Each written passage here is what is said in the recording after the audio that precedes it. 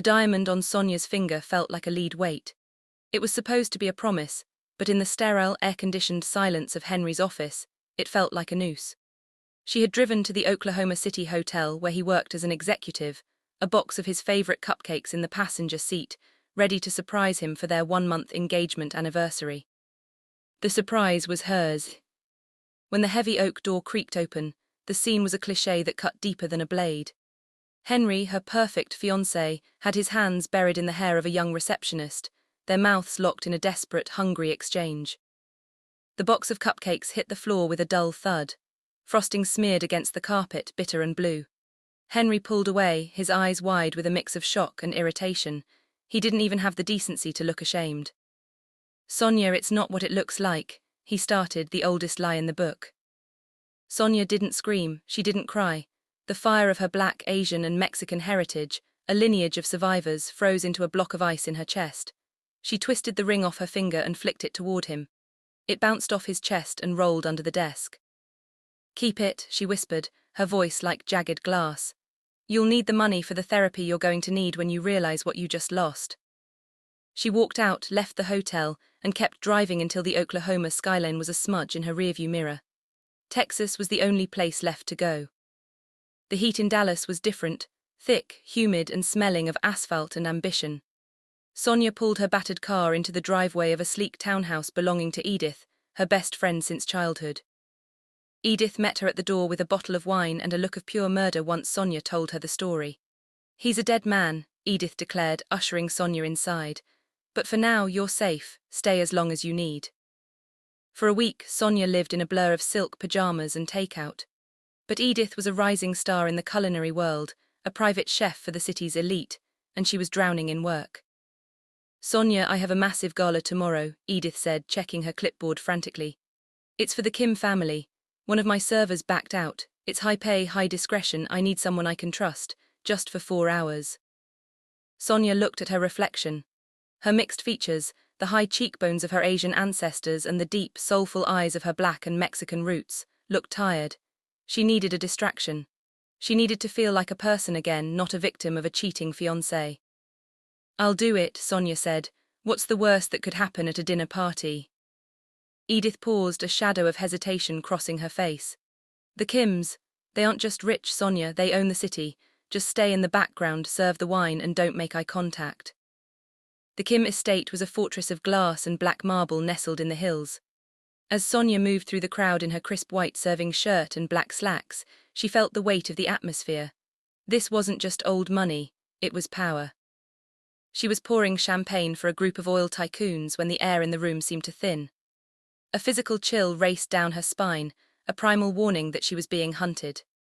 Sonia looked up, her gaze instinctively searching for the source. Standing by the floor-to-ceiling windows was a man who looked like he had been carved out of obsidian. He was Asian, strikingly handsome with hair like raven silk and a jawline that could cut diamonds. But it was his eyes that stopped her heart. They were dark, predatory, and fixed entirely on her. He didn't look at her like a guest looks at a server. He looked at her like a king looks at a map of a territory he intends to conquer. Sonia's breath hitched. Her pulse, which had been sluggish since the breakup, suddenly roared in her ears. She felt an electric, dark magnetism pulling her toward him, a sensation so intense it bordered on pain. She forced herself to look away, her hands trembling as she set the bottle down. "Who is that?" she wondered, her skin prickling. She felt his eyes on the back of her neck for the next 30 minutes, a heavy, suffocating heat. Sonia retreated to the kitchen to compose herself. "Edith, who is the man by the window, the one in the charcoal suit?" Edith didn't look up from her plating. "That's Seok Kim. Stay away from him, Sonia. Rumor has it he's the reason the city's underground stays quiet. He's the monster in the dark." Sonia took a deep breath and headed back out with a tray of hors d'oeuvres. She avoided the windows, moving toward the center of the ballroom. Suddenly she felt it again, the sensation of being watched. But this time it was different. The intensity was gone. It wasn't the heavy, predatory heat of Seok. It was a calm, calculating observation. She turned and gasped. Standing near the grand staircase was the same man. The same face, the same height, the same devastating handsomeness. But he was wearing a navy suit, and his expression was composed, almost professional. He was talking to a senator, smiling with a charm that felt practiced and polished. How did he move so fast, she wondered. Then it hit her, it wasn't the same man, they were identical twins.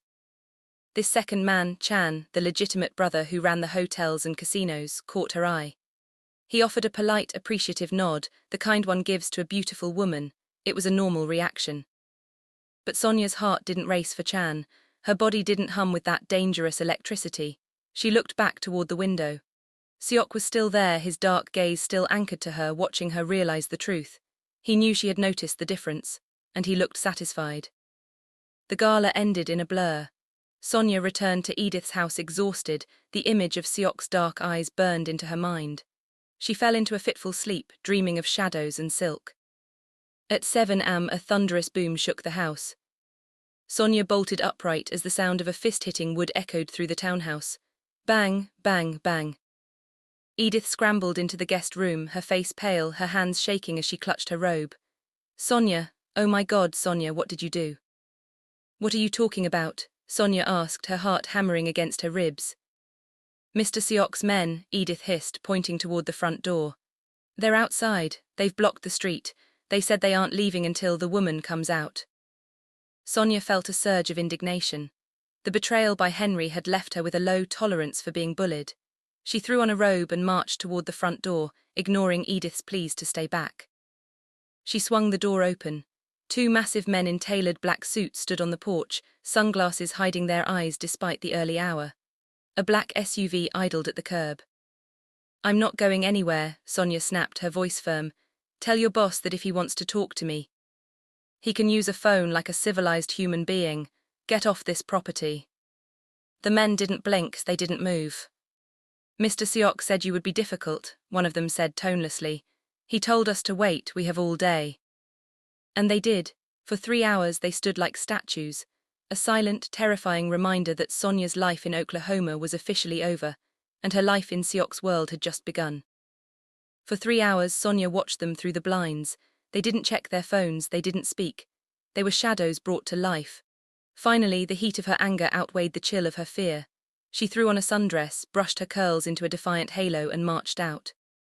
Fine, she spat, stepping onto the porch. Take me to him. The drive was silent.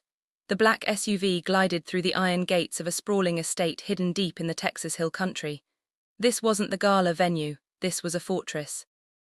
When the car pulled up to the main entrance, Seok was waiting on the terrace.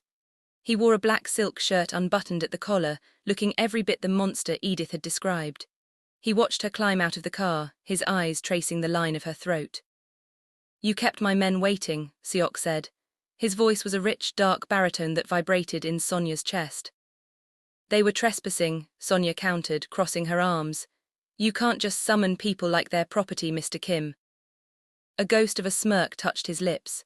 It wasn't a kind expression, it was the look of a man who had just found a toy that actually fought back. In this city, Sonia, I can do exactly that. Walk with me. They walked through a garden filled with white roses that looked like blood under the harsh Texas sun. Why me? Sonia asked, her voice trembling despite her resolve. You saw me for 5 seconds at a party, you don't know me. I know enough, Seok replied. I saw a woman who looked at me and didn't flinch, a woman with fire in her blood and ice in her gaze. Seok, stop terrorizing the guest. Sonia spun around. Walking toward them was the other twin Chan. In the daylight the resemblance was terrifying. Same height, same face. But where Seok felt like a storm, Chan felt like a cool breeze. He wore a light grey suit and carried a glass of iced tea. Chan, Seok acknowledged, his tone tightening. I apologize for my brother's lack of manners, Chan said, offering Sonia a gentle smile. He has the social graces of a shark. Sonia looked between them, her head spinning. The rumors were true, they were identical. But as Chan stepped closer, Sonia felt nothing, no spark, no roar in her blood. She turned back to Seok and the pull returned instantly, a magnetic force so strong it made her dizzy. Seok noticed her reaction. He stepped into her personal space, his tall frame casting a shadow over her. Chan watched them, his eyes narrowing slightly, an unreadable expression on his face. The rumors say you two share everything, Sonia whispered, her heart beginning that frantic, uneven thud. Is that what this is? Am I a shared interest? Seok's expression turned lethal. He reached out, his thumb grazing her lower lip. The touch was electric. The rumors are wrong. Chan handles the hotels, I handle the blood, and I don't share what is mine. He looked at his brother, a silent challenge passing between them. Then he looked back at Sonia. Tell me, Sonia, how did you know? Most people take years to tell us apart. You knew within seconds at the gala. Sonia took a shaky breath, her eyes locked onto Seok's dark orbs. Because when I look at him, she gestured to Chan, I see a man, but when I'm near you, my heart beats so fast I think it might stop. You make the air feel heavy. Seok's grip on her waist tightened, pulling her flush against him. Good, he rasped. Keep that fear, it's the closest thing to worship I've ever felt. Seok didn't let her go back to Edith's. By sunset, her bags had been moved into a suite at the estate. It was a room of gold and ivory, overlooking a private lake. You're a prisoner here, Edith had cried over the phone, but Sonia wasn't so sure. She had the freedom of the grounds, a credit card with no limit, and a wardrobe of designer clothes. But she was never alone. Seok's shadows were always 10 paces behind. That night, Seok entered her room. He didn't knock. He stood in the doorway, watching her brush her hair. The tension in the room was thick enough to choke on.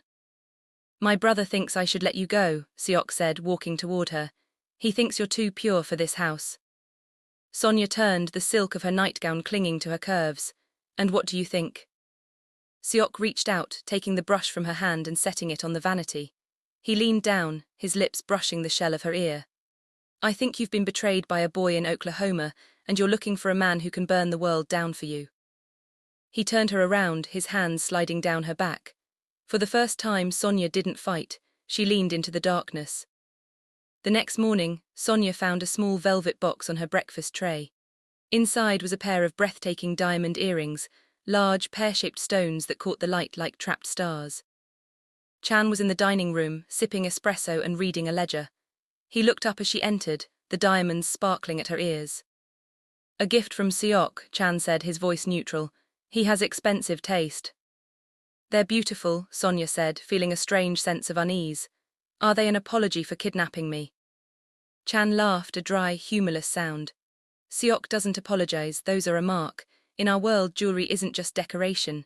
It tells everyone else who you belong to. He stood up, walking over to her. He reached out as if to touch one of the diamonds, but stopped himself. They suit you, Sonia, but be careful. Being the obsession of a man like my brother is a dangerous position. Rivals don't see you as a person, they see you as a weakness. Sonia touched the cold stone against her ear, unaware that inside the intricate platinum setting, a tiny microtransmitter was pulsing, sending her exact coordinates to Seok's private server. He hadn't just given her jewelry, he had given her a leash. The following week was a blur of high-stakes tension and dark luxury. Sonia found herself caught in the middle of a silent war between the two brothers. Chan began showing up at her door with books and invitations to dinner at his high-end hotels, his approach gentle and sophisticated. Seok, however, was a constant, heavy presence in the hallways at night, a predator who didn't need words to assert his dominance. You're avoiding him, Seok remarked one evening, leaning against the doorframe of the library. Chan is easy to talk to, Sonia replied, not looking up from her book. He doesn't treat me like a trophy he stole. Seok moved with terrifying speed, closing the distance and slamming the book shut. He forced her to look at him. He treats you like a client, I treat you like a queen, there is a difference. Sonia felt that familiar, traitorous skip of her heart. A queen has a kingdom, Seok, I have a gilded cage. The world outside is cruel, Sonia. Here you are the only thing that matters. He leaned down, his lips inches from hers. Don't mistake his kindness for weakness or my possession for cruelty. While the Kims focused on Sonia, a storm was brewing in the Houston shipping docks. The Valdez Syndicate, a Mexican-based cartel that had been losing territory to Seok's ruthless expansion, was looking for a chink in the Kim brothers' armor. The twins have a new toy, a scout reported to the Valdez boss, a man known as El Halcon. The mixed-race beauty, El Halcon smirked, tossing a grainy photo of Sonia onto the table. I heard Seok is obsessed, and what Seok loves he will bleed for. Back at the estate, Sonia felt the shift in the air. The guards were doubled. Seok was gone for longer stretches, returning with the faint scent of gunpowder clinging to his expensive suits. Chan, usually the picture of calm, looked haggard, his phones ringing incessantly with legitimate business fires that smelled suspiciously like arson. Something is happening, Sonia whispered to Edith over a secret burner phone. Get out of there, Sonia, Edith pleaded. The Kims are at war. The attack came at 3 am. The silence of the hill country was shattered by the rhythmic thud-thud-thud of a low-flying helicopter. Sonia was bolted upright by the sound of glass shattering downstairs. She scrambled for her robe, but before she could reach the door it burst open. It wasn't Seok. It was a man in a tactical mask, his eyes cold and unfamiliar. Don't scream, princess, he hissed, longing for her. Sonia fought with the ferocity of her ancestors, swinging a heavy crystal vase at his head. It connected, drawing blood, but he was twice her size. He pinned her to the bed, a cloth soaked in something chemical pressing against her face. As the world began to fade into grey, she heard the distant roar of Seok's voice downstairs, a sound of pure, unadulterated slaughter. Seok, she thought before the darkness took her. Seok kicked in the door to Sonia's suite, his hand trembling as he levelled his gold-plated desert eagle at the empty space. The room was trashed. The scent of chloroform hung heavy in the air. He roared in frustration, a sound that shook the very foundations of the house. Chan appeared behind him, his sleeve torn and blood dripping from a cut on his forehead. He looked at the empty bed, and for the first time the perfect brother looked broken. They took her, Seok.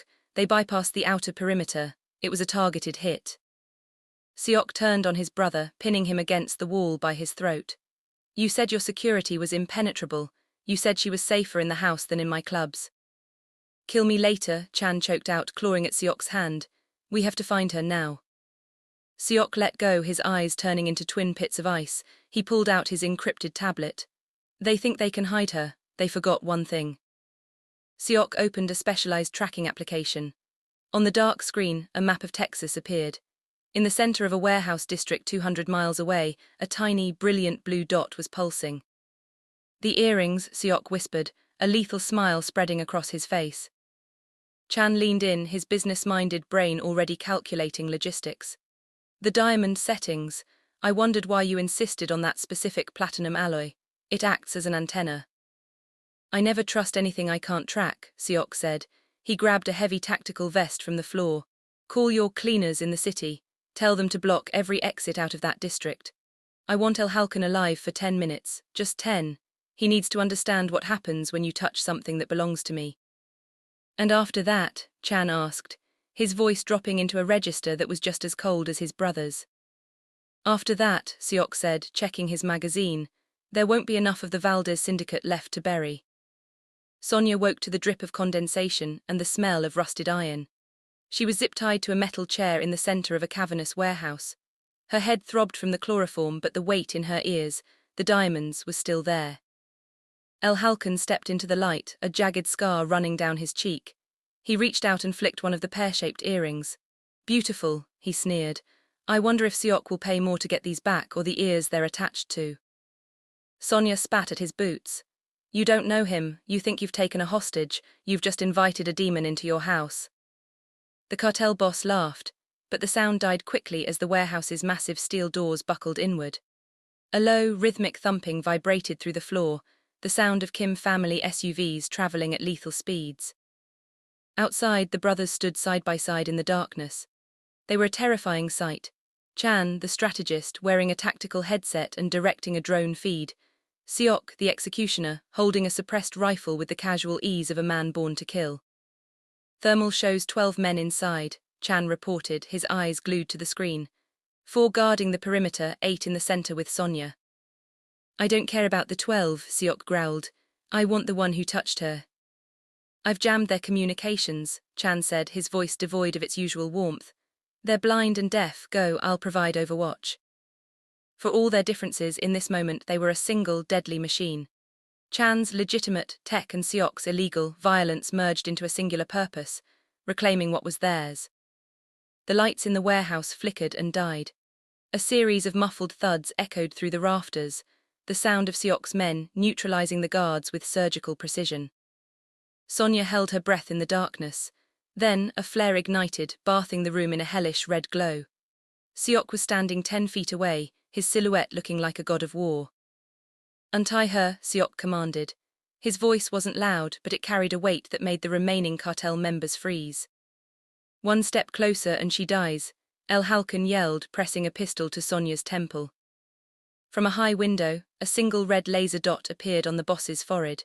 Chan's voice crackled over the warehouse intercom, sounding like the voice of fate itself. You have 3 seconds to lower the weapon, or I let my brother do what he's been dreaming of doing since 3 this morning.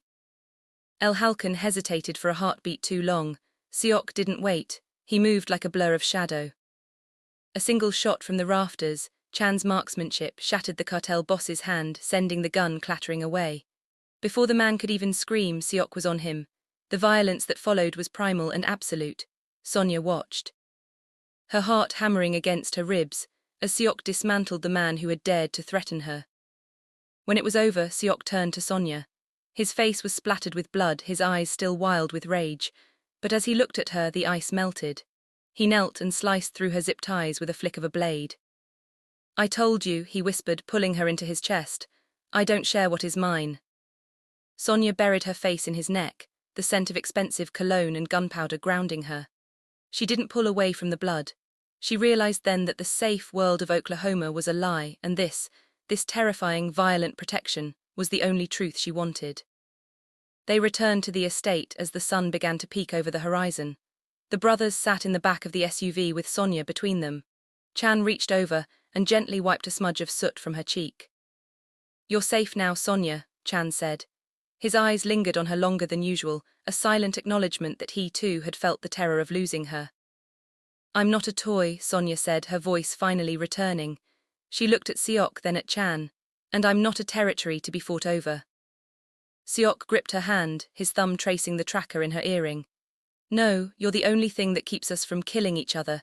You are the heart of this family now. Sonia looked at the 2 identical faces, the light and the dark. She knew the road ahead would be stained with more blood, but as she leaned back into the leather seat, she felt a strange, dark peace. She had been found.